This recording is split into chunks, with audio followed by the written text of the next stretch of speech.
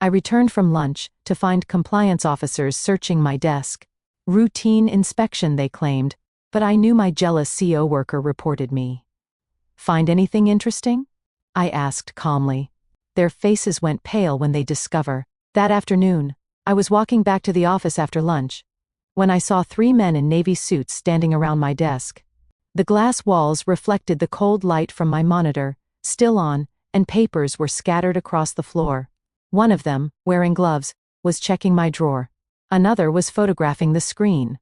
The third was flipping through my notebook. I stopped at the doorway, coffee still in my hand. They didn't even notice me until I asked what was going on. The oldest man turned around. His face was stern, but not hostile. He said they were from internal audit conducting a security compliance review. I asked why I hadn't received any notice. He glanced at the paper in his hand and said it was a special request from management. When I asked who had made the request, he hesitated for a moment, then read the name. Rachel Bloom. I heard every syllable clearly, like someone had just tapped the side of my cup. Rachel's desk was only a few seats away. When I looked through the glass, she was standing by the coffee station, chatting with a coworker, though her eyes kept drifting toward me. She didn't laugh, just pressed her lips together slightly, like someone savoring the results of a plan set in motion long ago. I took a slow breath, set the coffee down, and told the team they could continue. I'd cooperate fully. My heart wasn't racing, but a chill spread down my spine. Something had begun. I sat across from my desk and watched them move. The clicking of the camera, the sound of papers turning, everything was too sharp, too deliberate. In my head, the last few days started piecing together like a puzzle. Monday's meeting, when Rachel questioned my data retention protocol. Yesterday afternoon, when she walked past my desk, glanced at my monitor and smiled. That knowing, artificial smile. I remembered the times she half-joked that the company needed someone more adaptable, someone who could handle risk better. I hadn't thought much of it then. Now I did. One of the auditors asked to check my computer.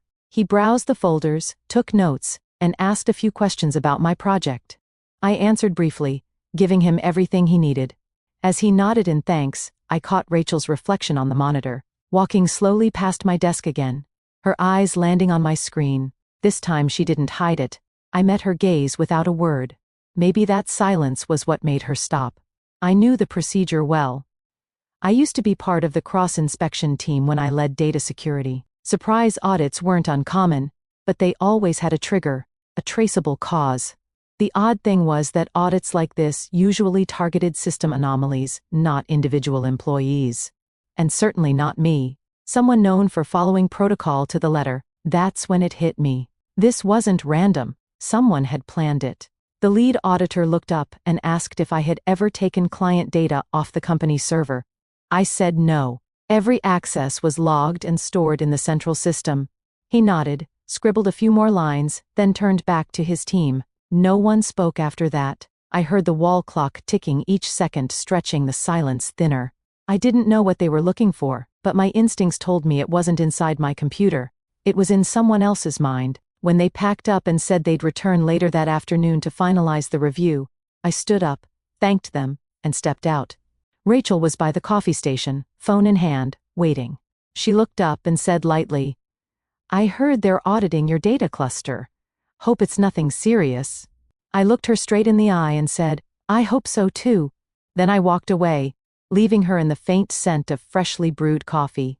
Outside the window, Seattle rain kept falling, long streaks of water sliding down the glass like unfinished lines of code. I leaned against the railing and stared at the wet parking lot below. It wasn't fear that made my hands tremble, but the realization that someone inside this company was willing to weaponize trust. And if they had done that, I needed to be ready for what came next. I stood there for a few more seconds, listening to the rain tapping the glass, then returned to my desk. Everything looked the same, yet the room felt different.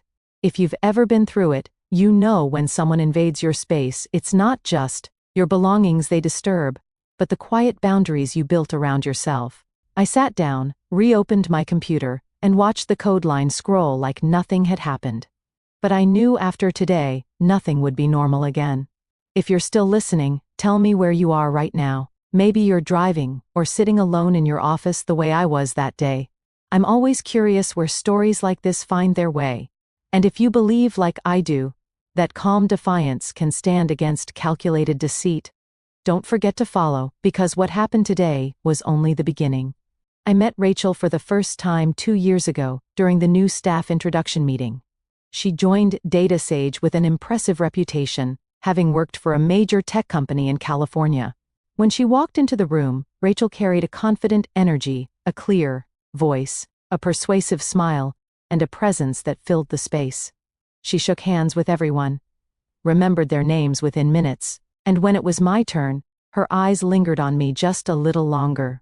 I still remember what she said that day, that she had read my report on user behavior analytics and was deeply impressed.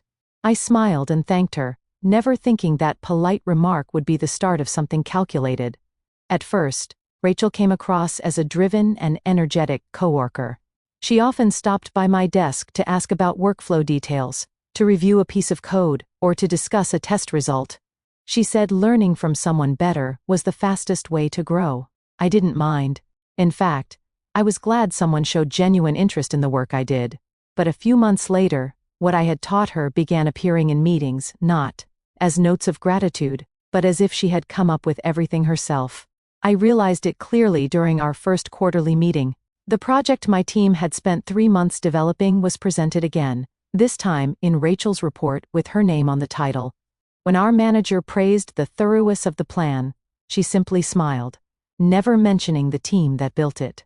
I said nothing. I didn't want to make a scene. In this world, credit is always the first thing to fade when placed next to reputation.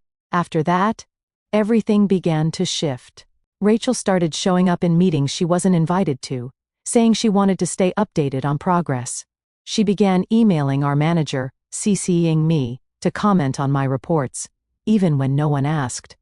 Her feedback was often trivial, sometimes absurd, but enough to make me waste time clarifying.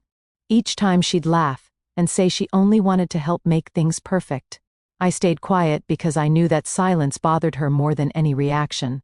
Once in a short meeting, Rachel stood at the whiteboard presenting her idea to improve the customer data management system. When the manager asked what the proposal was based on, she quoted directly from an analysis I'd written the week before, almost word for word, just changing a few terms. I looked at her, but she didn't look back. After the meeting, she came to my desk, put a hand on my shoulder, and said I was her inspiration. I couldn't tell if it was flattery or mockery. Rachel had a gift for words. She knew how to make people believe she always understood what truly mattered. She joked at the right moments, praised the right people, and when it suited her, she could appear perfectly humble. I heard a few colleagues say she might replace me one day. I didn't care. I never worked for titles, only for the sense of purpose that came from solving hard problems. But for Rachel, that was never enough. She wanted more recognition, visibility, to be seen at the center of everything. I started noticing the change in her eyes whenever I was praised. Each time the manager gave me a new project, Rachel would smile, but there was something cold behind it. She began pointing out my small mistakes in meetings. Sometimes real, sometimes exaggerated. She'd say I was talented but too closed off, unwilling to share, not adaptable enough for the team. I knew she was setting something in motion, but I stayed silent. I've always believed the truth eventually speaks, as long as you don't rush to defend it. But it didn't stop there. Rachel became close with one of the newly appointed young directors. They often had lunch together, and just a few weeks later she was assigned to the data security project I was leading. She joined as a support member, but I knew she was there to watch. In team meetings, she asked detailed questions about storage protocols, access rights, and data protection methods. At first I thought she was genuinely curious, until I realized she was writing everything down not to learn, but to keep records. Over the next few weeks, the atmosphere in the team grew tense. A few coworkers told me Rachel had been asking about how I handled sensitive data, even requesting to review parts of my source code. She said she wanted to understand my approach to risk management. I knew she was collecting fragments, small pieces she could later use for something larger. I just didn't know when she'd make her move. That evening, after everyone had gone home, I glanced over at Rachel's desk. Her screen was still on, showing a spreadsheet packed with dense lines of data. I stepped closer just enough to read the file name. Performance Log Emily. There was nothing else to explain. She was collecting everything about me. Login times, access frequency, every system change. I stood there for a few seconds, then walked away. I understood then that the game she had started would eventually reach the point where I'd have to answer. From that day on, I started paying closer attention to every small detail at work. I realized Rachel wasn't just collecting data passively. She was setting traps. One morning she sent me a dataset with the wrong format, but gave it the same name as the original file. By the time I caught it and fixed it, she had already taken a screenshot of the first version and saved it as evidence of an error in the review process. Another time, she deliberately changed the access permissions on a shared folder, blocking me from uploading data on schedule, then emailed the director, asking why the timeline had slipped. Every move was calculated, as if she had been planning it for months. I didn't tell anyone. I knew that if I reacted, she would use it as proof that I was unstable or losing control. So, I stayed silent, watched, memorized every detail, and more importantly, started preparing my own quiet way to respond. I wasn't planning revenge. I just wanted to create a way for the truth to speak, without me having to raise my voice. Because in any company, the loudest person is rarely the one people believe.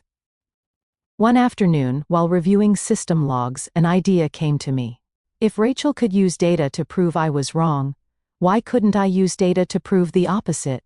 Not by tracking anyone, but by recording the things no one else noticed. Small acts, words of thanks, moments of cooperation people often overlooked. It sounded naive at first, but the more I thought about it, the more it made sense. I called it the kindness log. I created a separate table in the internal system. Each time someone said thank you, each time someone helped a teammate, I recorded it. Not full names, just enough to recognize them. A simple line, DC, stayed late to debug a script. Helped resolve a client ticket. Small actions, unnoticed by most, yet they shaped the air we worked in. I had no intention beyond staying grounded. But as the list grew, I realized I was building something more meaningful than I'd expected. After a few weeks, the data sheet grew longer. When I looked through it, I noticed something strange. Certain initials appeared again and again. People I saw every day, the ones who quietly kept things running. And then, there were others. Names that never showed up, not because they didn't work, but because they left no trace of kindness. Rachel was one of them. Not a single line carried her initials. Not one act worth recording. I never meant for anyone to see the kindness log. But another thought began to form in my mind. If someone ever accused me of something I didn't do, I wouldn't need to defend myself. I'd let the data speak. The kind of data no one expects. Rachel must have sensed that I wasn't reacting the way she'd hoped. She began to push harder. During meetings, she slipped in questions designed to corner me, casually referencing errors only an insider would know. She'd pretend to ask about the processes I managed, making sure everyone else could hear. I answered slowly, precisely, leaving no gaps. She smiled, nodded, but her eyes couldn't hide the frustration. One late evening, I stayed in the office to finish the month report. As I stood to make coffee, I noticed Rachel was still there too. She was in the empty conference room, the light from her screen casting harsh shadows on her face, so different from her polished daytime charm. She was studying something intently, typing quickly, deleting, typing again. I slowed my steps, careful not to make a sound. The door was slightly ajar, enough for me to read the file name on her screen. Internal Report, Ethics and Compliance Review. She was writing an official report, and my name was in it. I left the office without a word. Outside, the streets were quiet, windows glowing faintly in the drizzle. I walked slowly, the same question looping in my head. What did she want? Reputation? Power? Or simply the satisfaction of watching someone else fall? Whatever it was, I knew she was close to making her final move. And if that was true, I had to be ready for mine. The next morning, I opened the kindness log again. I added a new line without any initials, just a sentence. Sometimes the absence of kindness tells the whole story. Then I saved it and shut the screen. The file stayed there, still and silent, waiting for the day the truth would finally be seen. In the weeks that followed, I kept expanding the kindness log quietly. What started as a small spreadsheet on my personal computer became a simple automated system I coded during lunch breaks. I programmed it to scan internal messages and emails for positive language, words of praise, gratitude, or acknowledgement. Each time the system detected something like that, it created a new entry with the sender, recipient, timestamp, and subject line. No one knew it existed except me. I didn't hide it, but I didn't advertise it either. I just wanted to see if kindness could be measured with data. Over time, I began to notice fascinating patterns. Some people in the company, though quiet, appeared frequently in the kindness log. Daniel from accounting, for example, showed up almost every day. He often sent small notes of thanks when someone finished a task early or helped him close payroll on time. Alicia from HR too. She always mentioned her CO workers with genuine respect. Always found a way to recognize their effort. Looking at those entries calmed me, not because it was work-related, but because it reminded me that there was still good around me. In a place where everyone was chasing deadlines and targets, noticing a simple act of kindness felt more valuable than ever. Then I started to see another pattern. Teams with higher positive interaction rates perform better. They had fewer system errors and smoother workflows. Meanwhile, teams that rarely shared gratitude, where conversations were, all commands and responses, tended to experience frequent breakdowns. I documented every observation, not with any specific goal, just to keep track. But deep down, I knew I was holding something more powerful than any productivity report could ever be. One afternoon, I was invited to a company-wide meeting on improving workplace culture. While other team leads talked about boosting efficiency, I just listened. Rachel was there too, of course. She stood up and presented her plan to standardize internal controls and enhance access monitoring. Her tone was firm and professional, her gaze fixed on the executive table. When she spoke about potential risks in personal data management, I knew exactly who she was implying. After the meeting, she approached me pretending to be friendly. She said the company needed people who were truly responsible with data, and that she hoped I would fully comply with the new protocols. I nodded and said, "I always did." She smiled and walked away, leaving behind the unmistakable feeling that she was about to make her move. That night, I stayed late at the office under the cold fluorescent lights. I opened the kindness log and looked at the latest entries. Dozens of familiar names, people who made the workplace lighter, kinder, and then one name is missing completely. Rachel. Not once. No thank you, no acknowledgement, nothing. I stared at the screen for a long moment, then scrolled down to the last empty line and typed a note. There are people who build connections, and there are people who measure them only to control. It wasn't meant as a message, just an honest observation, but as I looked at the words, a chill ran through me. The next day, something strange happened. Daniel stopped by my desk and said he'd noticed the atmosphere in the team had become more positive lately. He didn't know why, but people seemed lighter, more collaborative. Alicia said the same. I didn't respond, just smiled. Maybe because I knew the kindness log was quietly doing its work, reflecting how people treated one another. With each passing day, I felt calmer, less affected by Rachel's provocations. Whenever she tried to test me with her half-joking remarks, I replied evenly, as if her words couldn't touch me anymore. Maybe that composure was what irritated her most. One late afternoon, I saw her in the hallway speaking with the department director. When they noticed me, both paused for a moment. Then she smiled and greeted me softly, as if nothing had ever happened. I nodded, walked past them, and when I turned back, I caught her eyes, not angry, but resolute, like someone who had already decided to see this through. That night, I couldn't sleep. I opened the kindness log again, scrolling through lines of quiet goodness, small, genuine traces of humanity. Surrounded by those numbers, I wondered if kindness could ever stand against calculation. I didn't have an answer, but I knew soon enough someone would force me to find one. It was a Monday morning when I set my bag down on my desk and saw 3 men in navy suits walk into the office. My heart sank instantly. I knew exactly who they were. Internal audit. This time they hadn't come by schedule, nor had they sent any prior notice. The entire room fell silent as they approached me, saying they needed to conduct a full review related to data security. I nodded, calm, and asked what kind of support they required from me. The lead auditor said I could step away from my desk while they performed the inspection. I stood aside watching them open my computer, browse each folder, take screenshots, and jot down notes. I knew they would soon find the kindness log, since it was stored directly in the internal system, never hidden. Rachel arrived shortly after, feigning surprise at the sight of the audit. She spoke loudly enough for everyone to hear that she had just happened to walk by, then asked what was going on.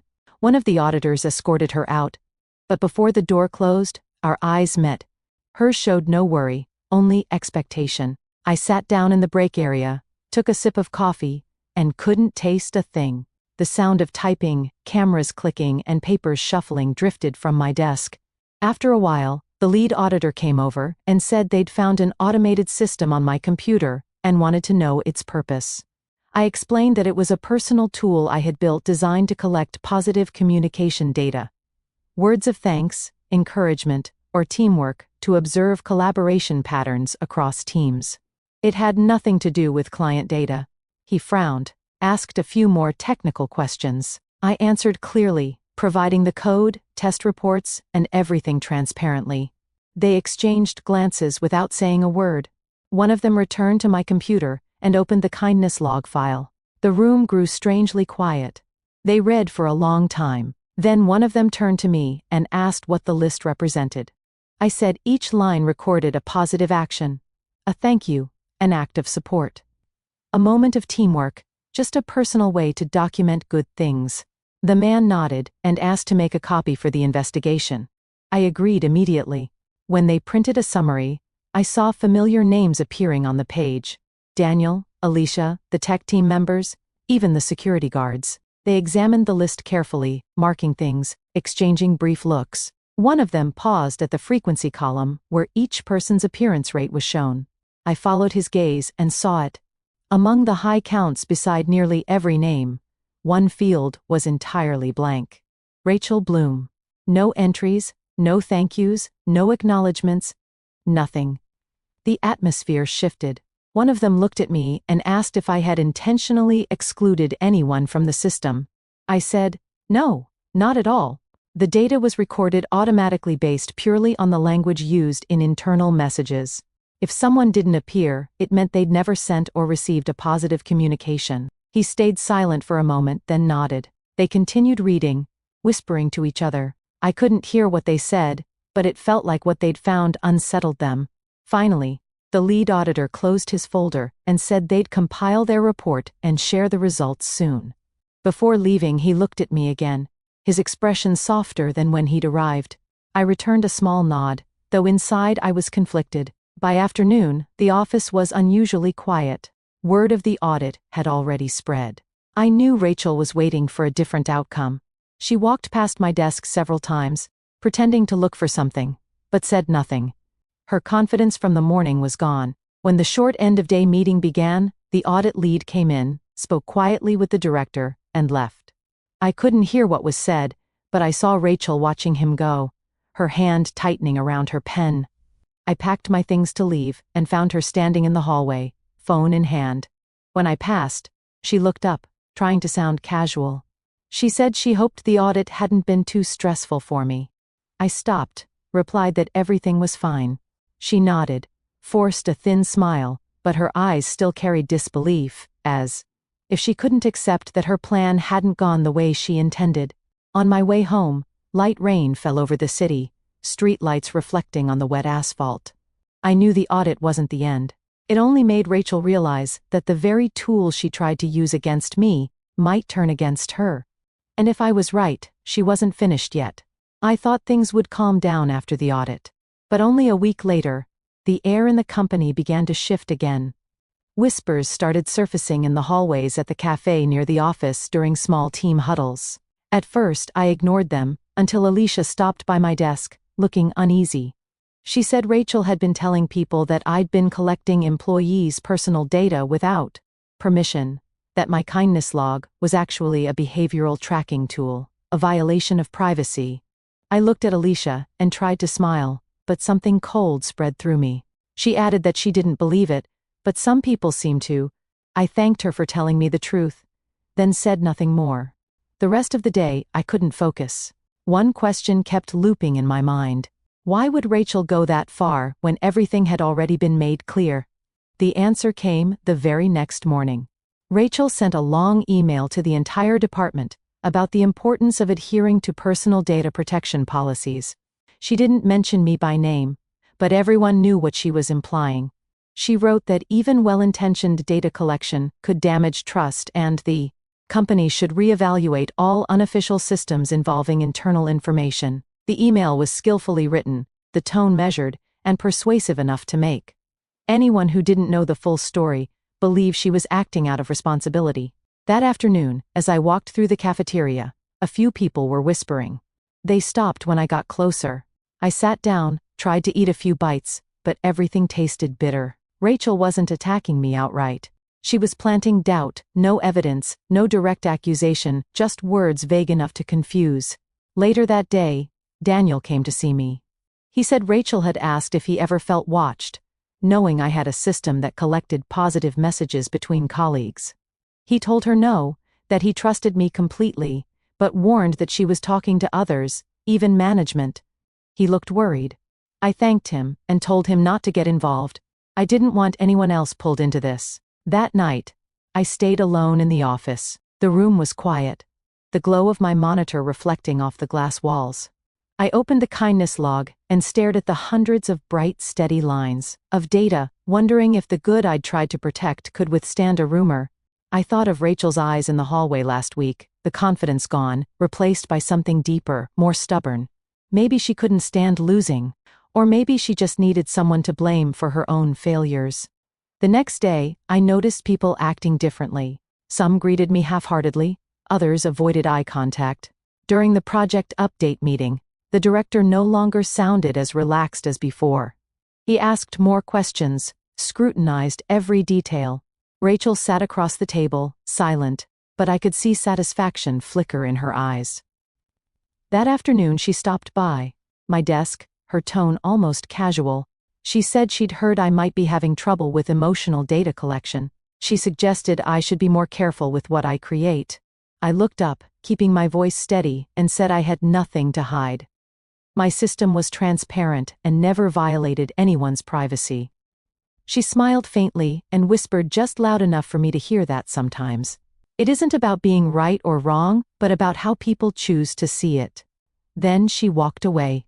That night, I stayed up late. I knew I was standing on the thin edge between truth and rumor. I could speak out, defend myself, but I also knew any defense now would sound like denial. Rachel was using her favorite tactic, turning my silence into proof against me. And if I kept quiet, her version of the story would soon become the truth everyone believed. I opened the kindness log once more and scrolled through the old entries. Then I added a new column. This time I started recording not just acts of kindness, but the spread of negativity, as if I wanted to capture both sides of human behavior in one place. When I finished, I sat still watching the blinking cursor at the end of the line. I knew there was only one way left to break the cycle. I had to bring everything into the light before Rachel found a way to twist it first. I arrived at the office earlier than usual before the morning light reached the row of glass buildings across the street. The air was quiet, but something heavy hung over the place. I sat down, turned on my computer, and watched the login screen flicker and fade. My reflection on the blank monitor looked pale from a sleepless night. I knew today was the day I'd have to make a choice. The rumors hadn't stopped. Rachel had found a way to twist the story again, convincing people that I'd built an emotional tracking system, that what I called positivity was actually a tool to measure and judge behavior. A few colleagues had started to treat me differently, not avoiding me, but not meeting me halfway either. I could feel it, the slow, quiet isolation of being doubted. Daniel stopped by mid-morning. He leaned in and asked softly if I was sure I wanted to stay silent forever. He said, "Silence can be mistaken for admission, at least to those who don't understand." I didn't answer right away. He looked at me worried, and added that sometimes the only way to protect the truth is to speak it before someone else twists it. I sat there listening to the hum of the air conditioner, then nodded. He didn't say anything more, just tapped the back of my chair gently before walking away. That afternoon, I opened a new email and typed the subject line: Personal project, transparency, and consent. I wrote briefly, clearly, no justification, no blame. I explained that the kindness log was a personal tool designed to observe patterns of positive collaboration across teams. The data it collected was fully public within the internal system, never touching private information, and its only purpose was to highlight acts of appreciation and cooperation among colleagues. I added that if anyone felt uncomfortable being included, they could request to have their name removed at any time, no questions asked. Finally, I thanked everyone for their constant collaboration, for believing that a workplace is built not only by results, but by how we treat one another. I read the email once more. Every line was honest. There was no defense, only clarity. When I hit send, it felt like setting down a weight I had carried for far too long. The first reply came faster than I expected. Alicia wrote that she hadn't known I was doing this, but thought it was the most meaningful thing anyone had done for the company. Then came Daniel's message, short but sincere: "Don't stop. We need this." More followed. Some people said they had once seen their own thank you messages reflected in the system and felt recognized for the first time. Others said the kindness log made them notice small, valuable actions they'd overlooked. By the end of the day, I had dozens of replies, messages of gratitude, support, even surprise. A few asked how they could create a version for their own teams. I read every email carefully, feeling something in me ease for the first time in weeks. The storm of rumors seemed to be fading, but one person never replied. Rachel. She didn't comment, didn't show up around me, didn't say a word. In the following days, she avoided me completely. I saw her in a few meetings, but she never looked my way. I wanted to believe that meant it was over, that her silence was surrender. I almost did, until Daniel told me Rachel was preparing another report. This time, not just about me, but about the entire internal data framework. That night, with only the dim office lights left on, I stayed at my desk, once more, staring at the numbers and lines of code on my screen. I wasn't afraid anymore. I knew that whatever Rachel said, the data couldn't lie. Numbers don't take sides. They only reflect what's real. And when the truth finally surfaces, no one can hide behind words forever. I turned off the lights and stepped outside.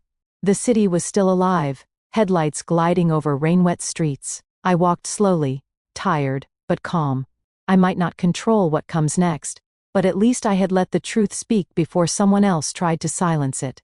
2 weeks after I sent the transparency email about the kindness log, the atmosphere in the company had changed completely. People talked more. Gratitude surfaced naturally in meetings. And someone even left handwritten notes to thank their teammates. I hadn't imagined something I built could ripple through the office like that. But the peace on the surface was only an illusion. Beneath it, I could feel tension gathering, quiet but sharp, like a current waiting to break. On Friday morning, I received an urgent meeting invite from the director. The subject line read, "Internal Security and Cultural Review." All team leads were required to attend, including me and Rachel.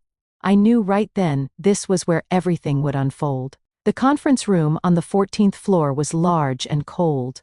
On the screen at the front, the company logo glowed above the title, Data Ethics and Culture Review. Everyone sat around the table in silence. The air filled only with the hum of the air conditioning and the faint rustle of paper. The director opened with a brief statement. The purpose of this meeting, he said, was to clarify the recent concerns surrounding internal data collection and to review the impact of ongoing cultural initiatives. Then he turned to me and asked me to begin. I stood without notes, looking directly at the room. I explained why I had created the kindness log, that it began as a personal experiment to regain faith in my workplace after months of tension. I described how the system filtered positive interactions and emphasized that it never accessed private data. I spoke briefly, calmly, and stopped once I saw everyone understood. The director thanked me, then turned to Rachel. She rose composed and steady, her voice soft but clear. She said she fully supported building a positive environment, but worried that the kindness log might unintentionally capture private information people hadn't agreed to share. She added that such data, if misused, could erode trust and even be exploited by someone with bad intentions. People nodded thoughtfully. Her words sounded reasonable, crafted to seem protective rather than vindictive. The director stayed silent for a moment, then gestured for the internal audit team to present their findings. The lead auditor stood, opened his laptop, and connected it to the display. Charts and summaries filled the screen, data drawn from the kindness log they had analyzed over the past weeks. Hundreds of entries compiled into clear statistics. More than 130 employees recognized over 18 months. 740 positive acts recorded. Gestures like offering help, resolving issues under pressure, staying late to assist a teammate, or simply saying, "Thank you." Then the auditor switched to the next slide. A frequency chart appeared, showing how often each employee's name occurred. Most bars were tall and balanced across departments, but at the very bottom, one column stood blank. The name beside it read, Rachel Bloom. No one spoke for several seconds. The air seemed to slow. Rachel didn't move. The director tilted his head and asked the audit team to confirm that the data was accurate. They nodded. He waited another moment, then said quietly but firmly, that sometimes numbers speak louder than people. Rachel tried to recover. She said that her absence from the data didn't prove anything. Not everyone expresses appreciation through messages or written notes.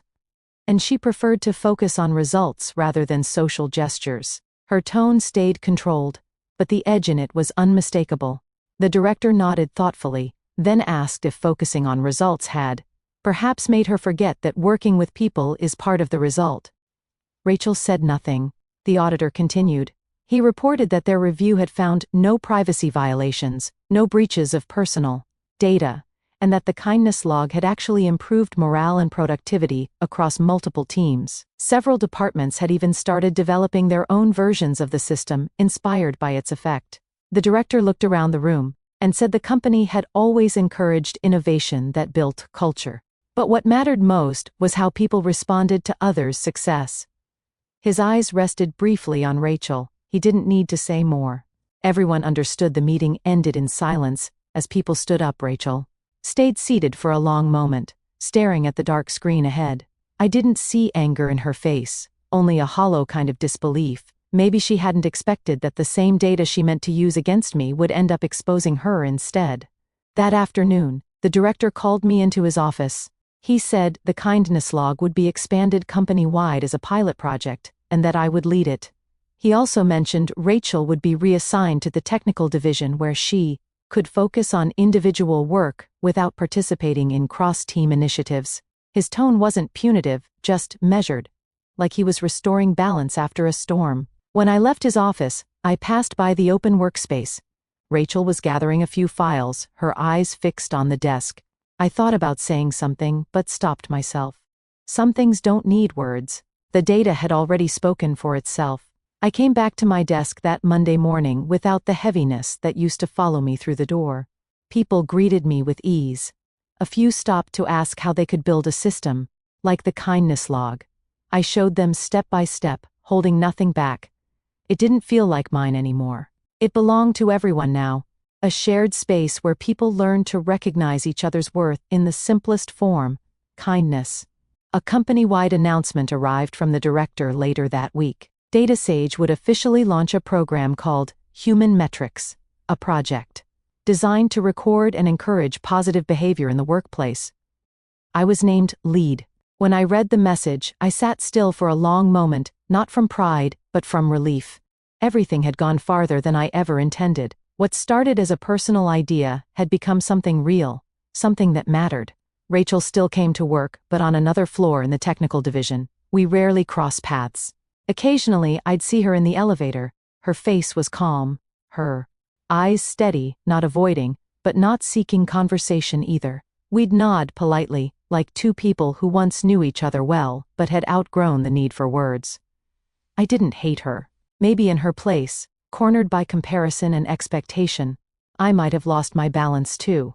One late evening, as I was about to shut down my computer, an email arrived. No signature, no introduction, just a plain subject line. I didn't need to guess who it was from. She wrote that she'd read the Kindness Log expansion report and seen the feedback from others. She said maybe I'd been right. That data really could reflect truth, even when people refused to see it. At the end, she added one strange, simple sentence. "Thank you for letting me see myself in it." I didn't reply right away. I sat there, the monitor's light spreading faintly across the desk. Her words, me, back to the first time I saw her standing, in that introduction meeting. Confident voice, unshakable presence. Now her tone was different, not echoing through a boardroom, but soft, almost like a confession.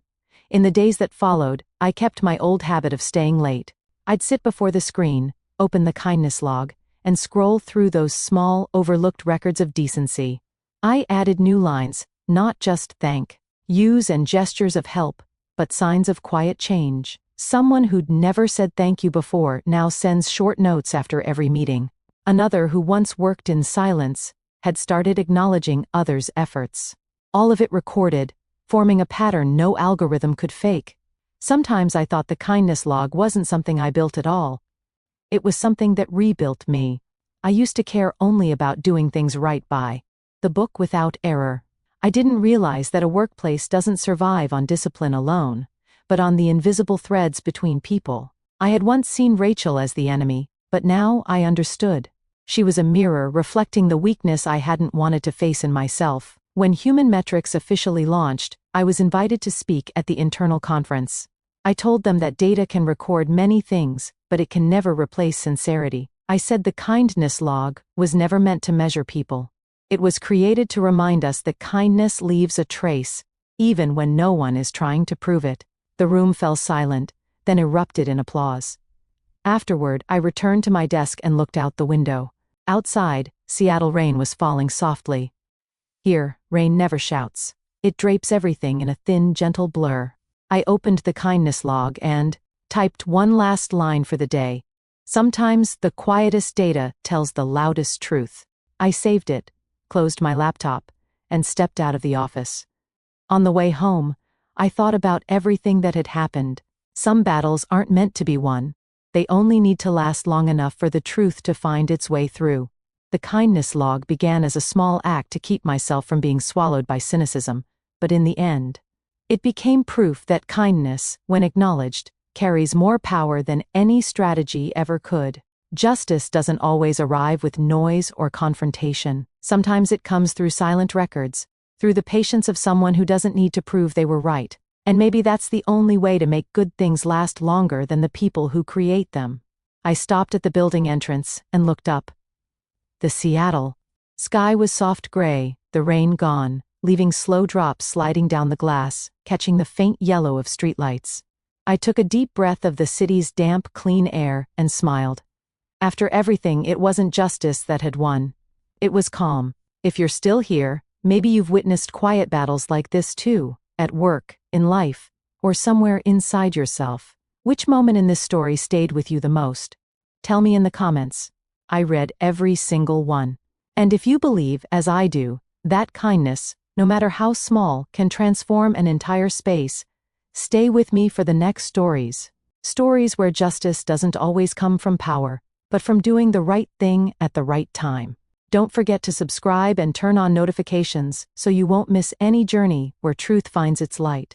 Thank you for listening until the